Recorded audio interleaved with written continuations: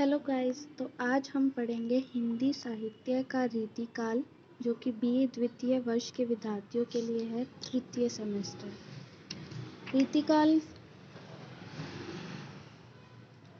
के कुछ प्रश्न दिए गए हैं इम्पोर्टेंट। सबसे पहला है कि रीतिकालीन हिंदी कविता की पृष्ठभूमि का संक्षेप में वर्णन कीजिए, अथवा रीतिकाल की प्रमुख परिस्थितियां का विस्तार पूर्वक वर्णन कीजिए। सबसे इम्पोर्टेंट क्वेश्चन है, बहुत बार ये पेपर में आ चुका है। इसके बारे में ये कहा गया है कि किसी भी युग विशेष के साहित्य को समझने के लिए अथवा उसका मूल्यांकन करने के लिए उस युग की विभिन्न परिस्थितियों तथा युगीन वातावरण को जानना परम आवश्यक होता है। अर्थात किसी भी युग के साहित्य को, किस युग में क्या हुआ, उसको जानने के लिए, उसको समझने के लिए, उसका मूल्यांकन, उसकी वैल्यूज़ कैलकुलेट करने के लिए, जो भी उस युग में परिस्थितियां आई, जो वातावरण उसका था, वो हमें जानना बहुत अवश्य होता है। कारण यह है कि युग विशेष का वातावरण उस काल की राजनीति, समाज, संस्कृत, साहित्य, कला आदि से प्रभावित होता है। अर्थात हमें इसलिए जानना अवश्य होता है कि वो जो युग का वातावरण होता है, उस काल में क्या राजनीति का इस्तेमाल किया गया, कैसा समाज था, कैसी संस्कृति थी, कैसा साहित्य था, कैसी कला थी, उससे वो प्रभावित होता है।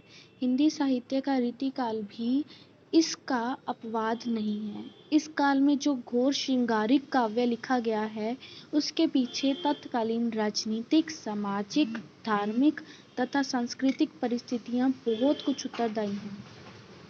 हिंदी के रीतिकालीन साहित्य को जिन परिस्थितियों ने प्रभावित किया, उनका विवेचन इस प्रकार है। हिंदी के जो रीतिकाल का साहित्य था, उसकी परिस्थितियां निम्नलिखित लिखी गई हैं। सबसे पहले जो आती हैं वो हैं हमारी राजनीतिक परिस्थितियां।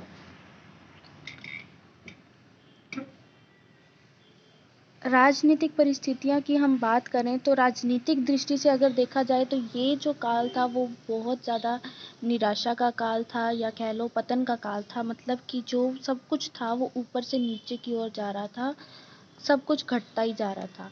इससे पहले क्या था, जो सम्राट अकबर ने क्या किया था, अपने उदारवादी दृष्टिकोण से हिंदू मुस्लिम समन्वय पर बल दिया और अपने राज्य की नींव को सुदृढ़ किया। उन्होंने, इससे पहले जो सम्राट आए थे, उन्होंने क्या किया था, हिंदू मुस्लिम को एक समान हक देने पर बल दिया था और अपने जो उनके राज्य था, उनकी नींव को बहुत मजबूत किया था। लेकिन उसके बाद क्या हुआ, जब जहांगीर आए, उन्होंने राज्य विस्तार की ओर विशेष ध्यान नहीं दिया। उन्होंने राज्य को संभालने की ओर ध्यान नहीं दिया, बल्कि उनका ध्यान जो था वो काव्य में, संगीत में और कला के विकास पर था। जहांगीर के बाद फिर शाहजहां आए, वो दिल्ली के शासन पर बैठे। उसके शासनकाल में भी क्या हुआ कि शांति तो कायम रही, पर जो शांति कायम रही, अतः जो राजनीतिक शांति के फलस्वरूप क्या हुआ, साहित्य में भी कलात्मक का विकास होने लगा। मतलब क्या हुआ, कला का विकास यहाँ पर होने लगा। शाहजहां का जो काल था उसको सुख का काल कहा जाता है, या शांति का या समृद्धि का काल जिसको हम कह सकते हैं। शाहजहां की मृत्यु के बाद, जैसे ही शाहजहां की मृत्यु हुई, उसके पश्चात उसके पुत्र, उनका जो पुत्र था, उन्होंने क्या किया, वो उस गद्दी के लिए लड़ने लग गए। और औरंगजेब ने क्या किया, अपने जो उसका बड़ा भाई था, जिसका नाम दारा था, उसका वध कर दिया और शासन की बागडोर संभाल ली। शासन की डोर जो थी वो उसके हाथ में आ गई।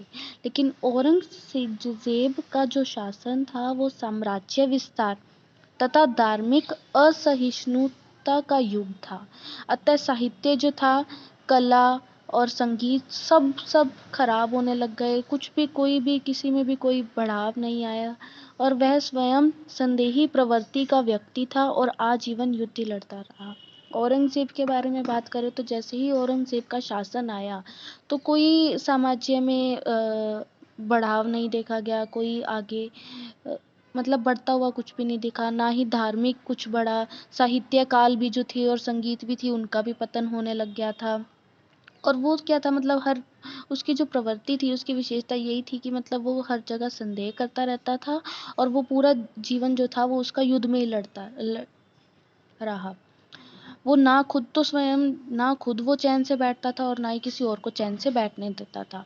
और उसकी मृत्यु के बाद कोई भी योग्य उत्तराधिकारी नहीं हुआ, और अगर किसी और ने फिर गद्दी नहीं संभाली तो क्या हुआ, जो केंद्रीय का शासन था, जो सेंट्रल शासन था, वो कमज़ोर हो गया, और जो मुगल का साम्राज्य था उसका भी क्या हो गया, पतन होने लग गया। सारा जो थी वो सारी चीज़ें डाउनफॉल में जाने लग गई, नीचे गिरने लग गई।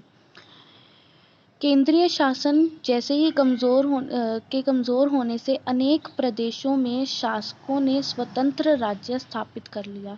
केंद्रीय शासन जैसे ही कमज़ोर होने लगा तो फिर जो अनेक अलग-अलग जो प्रदेश के शासक थे, संभालने वाले थे, उन्होंने मतलब केंद्रीय शासन के कमज़ोर होने से अनेक प्रदेशों में शासकों ने स्वतंत्र राज्य स्थापित कर लिए। केंद्रीय शासन जो सेंट्रल था वो कमज़ोर होने लग गया, तो सेंट्रल जब कमज़ोर होने लग गया तो उसके पास जो भी डिस्ट्रिक्ट्स थी या जो भी जिसको हम कह सकते हैं प्रदेश थे, उन्होंने अपना ही एक राज्य स्थापित करना शुरू कर दिया कि हम सब अलग-अलग हो गए, आज़ाद हो गए, स्वतंत्र हो गए। पंजाब में जो था बंदा वैरागी हो गया, राजस्थान में राजपूत रहने लग गए, और दक्षिण में मराठे जो थे वो सर उठा चुके थे। नादिर शाह और अहमद शाह अब्दाली के आक्रमणों ने मुगल साम्राज्य को ध्वस्त कर दिया। उधर क्या हुआ कि अंग्रेज मुगलों की असफलताओं से लाभ उठाकर अपनी सत्ता का विस्तार करने लगे। मुगल जो थे वो असफल हो रहे थे, तो उधर से क्या हुआ, अंग्रेजों ने आकर क्या करने लग गया, अपनी सत्ता का विस्तार करने लगे, मतलब अपना शासन चलाने लगे। एक एक करके सारे जो राजा थे वो भी उनके अधीन हो गए, अंग्रेजों के गुलाम बनते चले गए। केवल जो मुगल राजनीति के ही नहीं, जो मराठी भी थे या सिख भी थे, उनकी भी जो राजनीति थी, उनका भी उत्थान जो था वो इस युग में उनको भी गिराव में देखा गया है, उनको भी पतन झेलना पड़ा है। भारतीयों जो थे वो आपसी फूट का लाभ उठाकर रीतिकाल के उत्तर काल में अंग्रेज अपनी स्थिति को मजबूत करते चले गए। भारतीयों में भी क्या हुआ, एक दूसरे से लड़ रहे थे, किसी की आपस में बन नहीं रही थी, तो इनका क्या किया, अंग्रेजों ने लाभ उठाया, और रीतिकाल में ये देखा गया, रीतिकाल